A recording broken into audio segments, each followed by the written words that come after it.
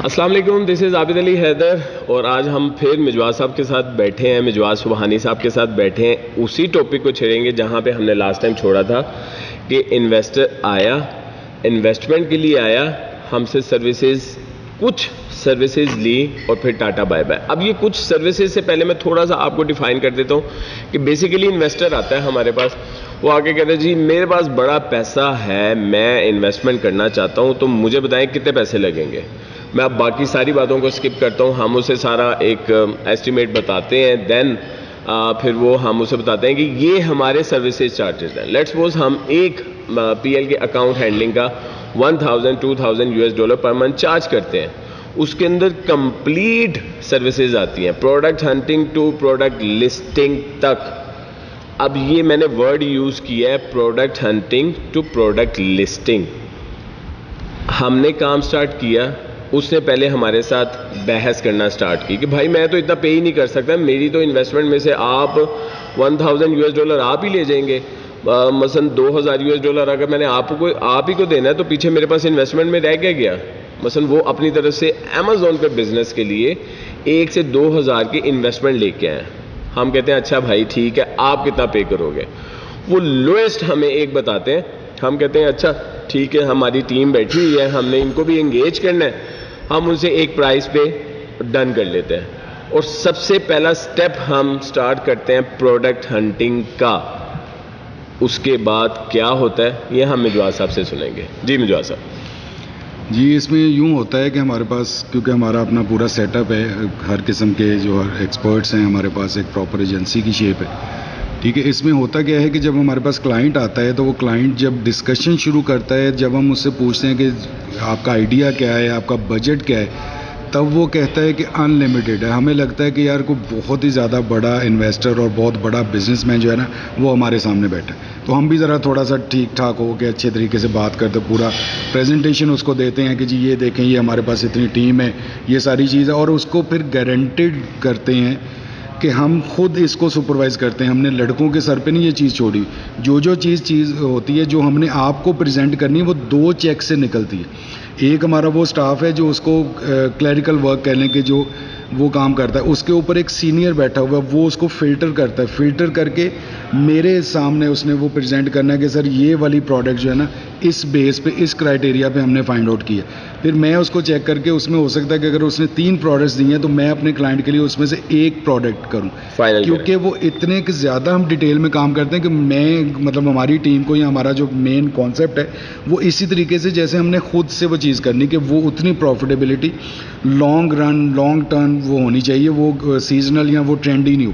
अब ये सारी चीज़ें इन्वेस्टर को बिल्कुल नहीं पता, उसको सिर्फ हम ये कहते हैं कि जी आपको बेहतरीन चीज़ हम जो है ना वो बताएंगे। अच्छा, उसके बाद होता क्या है कि वो हमें कहता है कि उसके बाद उसकी वो बारगेनिंग स्टार्ट होती, तो हमें यकदम लगता है कि यार ये तो वो वाला सिलसिला है कि ये सोच के आए हुए हैं कि ये आगे जो है ना वो एक जो मकूला बना हुआ है, एक इस्तिलाह बनी हुई कि पठानों वाली डील वो कर रहे हैं। वो फिर यकदम से हमें बताना लग जाता है कि यार नहीं, ये तो इतने पैसे लग जाएंगे, मेरे पास तो पैसे थोड़े से हैं, मैं तो इतनी इन्वेस्टमेंट करनी है, मेरा तो इतना एक्सपेंस जो इस चीज़ पे आ जाएगा। अब सर्विसेज आपको लेनी है ए ग्रेड, बल्कि A+, और पेमेंट आपको करनी है कि ना करें तो बेहतर है, या जितनी कम से कम कर सकते। अब वहीं पे उसका जो लेवल और उसका ग्राफ जो है ना, उसमें इतनी की ज़्यादा चेंज आती है कि उतनी चेंज अगर किसी प्रोडक्ट में हो ना तो हम प्रोडक्ट को रिफ्यूज़ कर देते कि इतनी मैसिव चेंज मीन्स कि अभी आपने शो किया था कि बजट नो लिमिट, अब आके आप एजेंसी के पैसे 1000, 2000, 1500 डॉलर वो आप देने में उसमें प्रॉब्लम हो रही है, क्योंकि वो ये कैलकुलेशन करता है। मैं कम से कम ये समझता हूँ अब इतना ज़्यादा वो करने के बाद, और जो हमारा रूटीन है कि बिज़नेस मॉड्यूल को डिफ़ाइन नहीं किया गया, लोगों को नहीं पता, इसलिए हम उनको कहते हैं कि पहले हमारे पास आएँ, थोड़ा सा इस सिस्टम को, इस मॉड्यूल को समझ लें।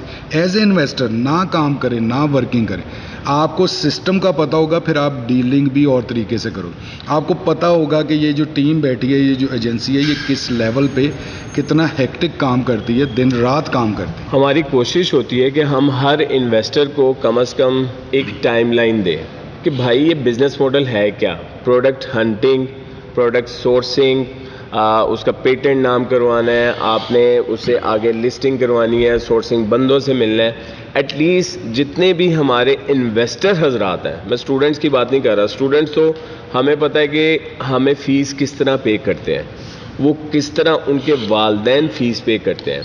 मसला कहाँ पे आता है? मसला सिर्फ़ और सिर्फ मुझे, अगर मैं ऐसा बात करूं अपनी इंडिविजुअली अगर अपनी बात करूं तो मुझे सिर्फ इन्वेस्टर से वो मसला है कि पैसे बहुत हैं, लेकिन वो पैसे कहाँ के यूज़ हो रहे हैं? वो पीछे क्रेडिट कार्ड के यूज़ हो रहे हैं। अच्छा, दूसरा इन्वेस्टर, पैसे बहुत हैं लेकिन हमें नहीं पे करना, वर्चुअल असिस्टेंट्स को पे नहीं करना। पैसे बहुत हैं, थोड़ा सा पे करना स्टार्ट किया, जो ही काम स्टार्ट हुआ ओके बाय टाटा। अब मैं आपको एक मज़ेदार, जो इवन के मिजवार साहब आपको बड़ी मज़ेदार ये एक स्टोरी सुनाएंगे कि सबसे मेन चीज़ है पीएल में प्रोडक्ट हंटिंग।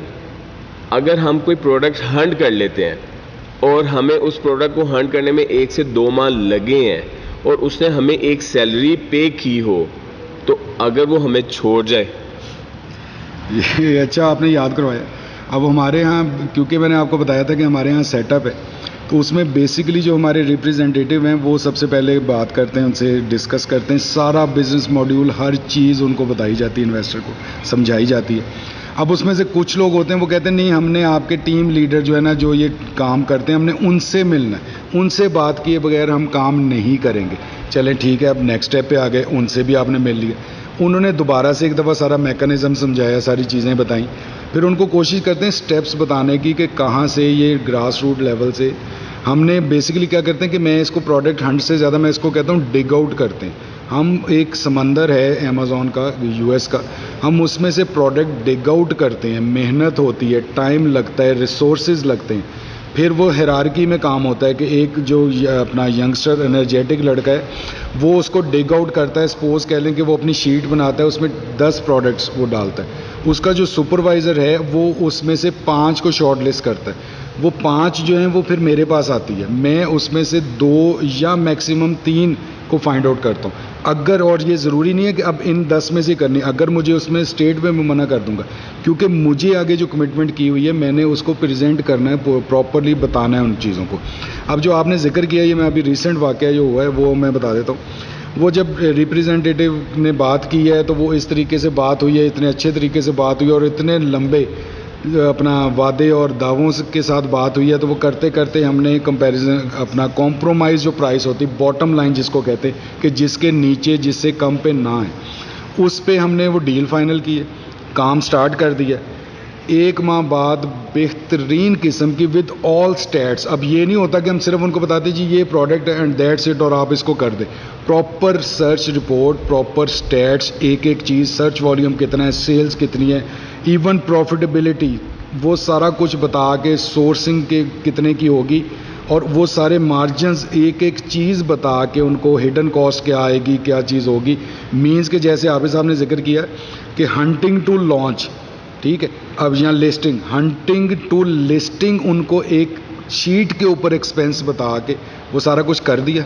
1 महीने बाद मैंने कहा जी अभी भी अगर आपको इसमें है फर्दर, हम इस पर फर्दर वर्किंग कर लेंगे और प्रोडक्ट्स दे देंगे अगर आपने ये इनको चूज़ नहीं करना। सारी चीज़ें होगी। उन्होंने कहा जी कि आप बिल्कुल सेटिस्फैक्ट्री है, बहुत अच्छी प्रोडक्ट्स है, क्योंकि उनकी कोई एक एक्स टीम जो 3 माह करती रही थी वो इन स्टेट्स की प्रोडक्ट नहीं लेके आई थी।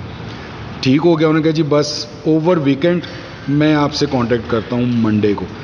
आप यकीन करें 3 माह हो गए उन्होंने कांटेक्ट नहीं किया और हमारे रिप्रेजेंटेटिव में एक दफ़ा हम करते होते दोबारा कांटेक्ट उसके बाद नहीं करते, उन्होंने सलाम का जवाब भी नहीं दिया। अब ये जो सिनेरियो है ये जो है ना ये प्रॉब्लमेटिक है, ये परेशान करता है।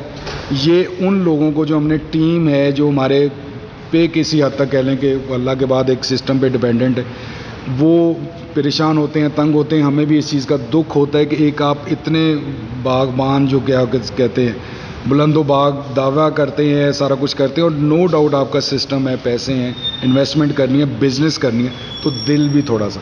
मैं एक फ़िक्रा बता देता हूँ। मेरे पास जब कोई अपने रिप्रेजेंटेटिव को मेरे पास कोई आता है ना अगर बंदा, तो मैं उसको एक फ़िक्रा बताता हूँ कि सर काम इंशाल्लाह बेहतरीन होगा, सिर्फ आपने दिल, दिमाग और जेब को खुला रखना, बड़ा रखना। तो इंशाल्लाह ताला काम बिल्कुल ठीक होगा, सारा कुछ होगा। अगर नहीं है तो फिर आपकी मर्ज़ी है। ये बेसिकली अब रिसेंट जो वाक़या है आपने जिक्र कर दिया तो वो मैंने बता दिया। जब आप अपने हाथ से खुला रिज़्क बांटते हैं ना, तो वो आप नहीं बांट रहे होते, वो अल्लाह पाक ने आपको उस काबिल बनाया होता है। आपके हाथ से अल्लाह पाक दूसरों को डिस्ट्रीब्यूट करवा रहा होता है। मैं सिर्फ यही जानता हूँ कि आप मेहनत करो, मेहनत का सिला अल्लाह पाक आपको ज़रूर देता है। ये नहीं क्लाइंट, दूसरा क्लाइंट, कितना आप भागोगे, कितने वीएस चेंज करोगे, एक से प्रोडक्ट हंट करवा लोगे, एक से प्रोडक्ट सोर्स करवा लोगे, एक से प्रोडक्ट लिस्टिंग करवा लोगे, एक से पीपीसी रन करवा लोगे, कितना भागोगे भाई। अब मैं ये कहता हूँ कि मैं इस वीडियो सीरीज़ को आगे लेके चलूँगा मिजवाज साहब के साथ, और सिर्फ मेरा मकसद यही है कि जो बच्चे बच्चियां अपने पेरेंट्स से, अपनी जेब से, मैं कहता हूँ मेहनत करके हमें आके पे करते हैं, फीस भरते हैं, अगर उनको आगे काम उनकी मेहनत के मुताबिक नहीं मिलता तो भाई इन इन्वेस्टर्स को भी नहीं पैसे मिलेंगे। अपना बहुत ज़्यादा ख्याल रखें। अस्सलाम वालेकुम।